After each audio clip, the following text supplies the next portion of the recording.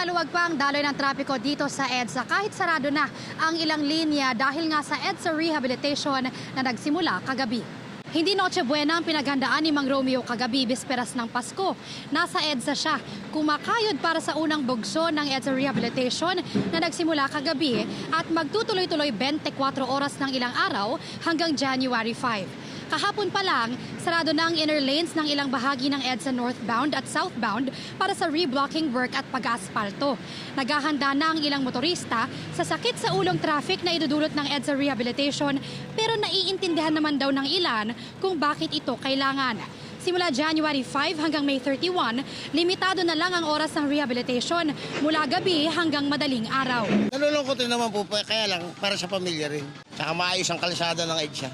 Mga January siguro, babawi na lang. Para saan ba yan? Kahapon nag-umpisa ng traffic dito. Matino naman yung kalsada, ba't gano'n? Yung mga sira doon, hindi naman ginagawa. Yung hindi sira, yun ang ginagawa. Sigurado yan, magkabuhol-buhol yan. Napaka-traffic na mangyayaring reblocking na yan. Grabe magiging traffic yan sa mga susunod na araw. Sa ngayon, hindi pa ramdam yan dahil Pasko, madalang pa yung sasakyan. Bukas yan. Para sa kaayusan na EDSA yan, para sa ikagaganda sa mga susunod na panahon. Ay matinding traffic yan, pahirap yan. Pero okay lang, kumayos ang daan.